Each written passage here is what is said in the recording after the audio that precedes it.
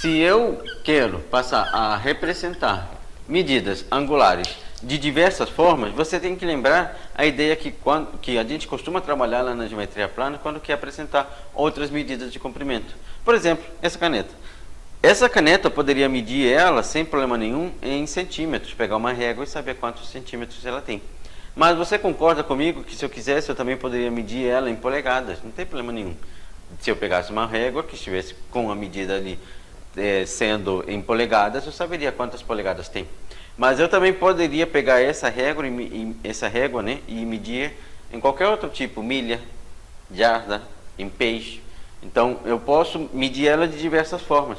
Então lembra que quando eu tenho medidas angulares, ângulos, eu posso representar em graus, que é o que a gente costuma utilizar na geometria plana, ou em radianos.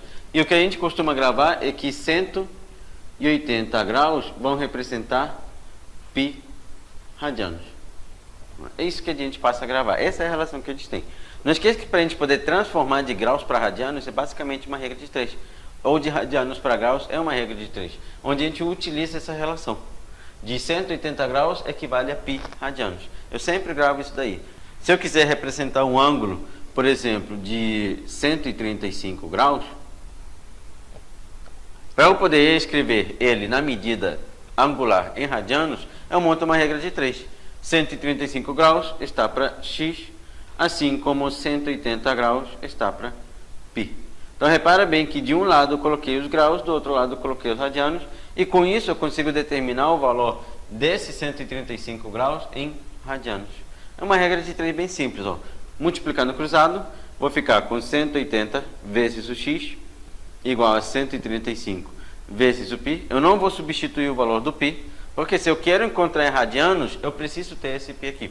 Não é todo ângulo escrito em radianos que tem, mas a grande maioria dos exemplos você vai encontrar ele sempre com aquele π ali do lado. Eu posso não ter, mas posso ter também. Então, basicamente, a gente costuma deixar tudo na forma de fração, não substituir de maneira nenhuma. Esse 180 passa por lá dividindo, ó, 135 π dividido por 180, e a gente simplifica em cima e embaixo o máximo que der para encontrar um valor menor. Quando você for simplificar, você vai encontrar 3π sobre 4 radianos.